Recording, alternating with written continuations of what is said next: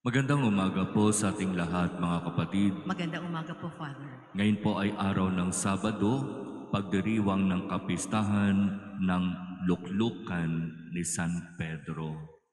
Luklukan, upuan.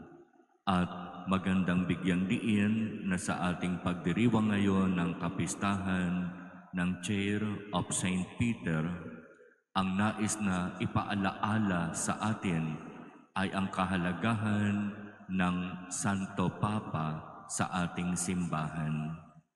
Ang luklukan o ang upuan ay sumisimbolo sa tinatawag na teaching authority of the Pope.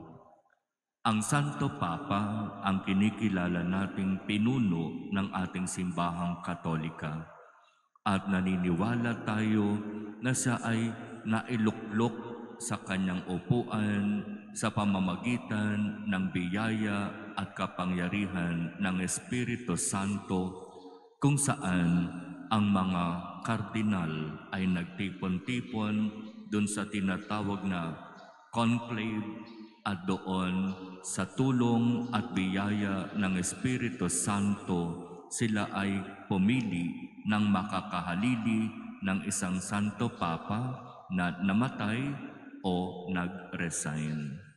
At ito yung nasaksihan natin dun sa huling papal conclave na ginanap matapos na si Pope Benedict ay mag-resign, di ba? Kaya ganoon kaimportante ang luklukan ni San Pedro. Anumang katuruan na ibinibigay ng Santo Papa na siya ay nakuluklok sa kanyang upuan ay dapat nating tanggapin at paniwalaan bilang mga binyagan. Kaya nga merong mga upuan, mayroong mga luklukan sa bawat simbahan, sa bawat katedral.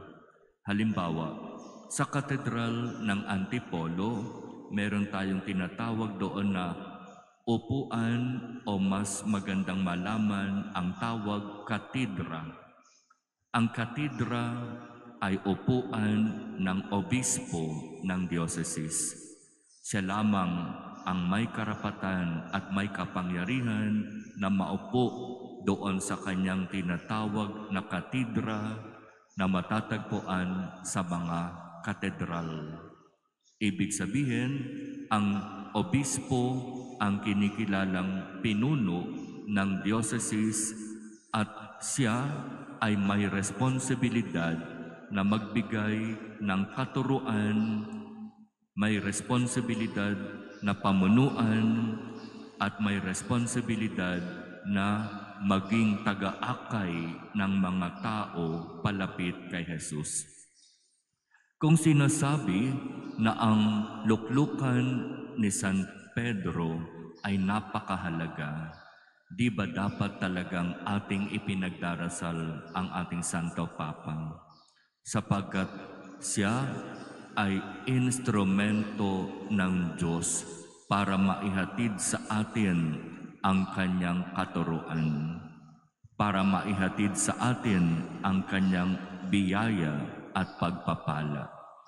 Para sa pamamagitan niya, tayo ay mapamunuan bilang pastol na maglalapit sa atin, sa ating mabuting pastol na walang iba kung hindi si Jesus.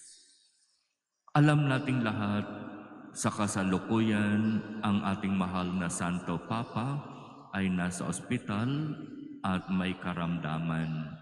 Kaya nga ang buong sangkatauhan, ang buong Kristyanismo ay lumalapit sa Diyos at nananalangin para sa mabilis na kagalingan ng ating mahal na Santo Papa. Kaya ito nawa ay ipagpatuloy natin upang tunay na maipagkaloob sa ating Santo Papa ang mabilis na kagalingan. Amen.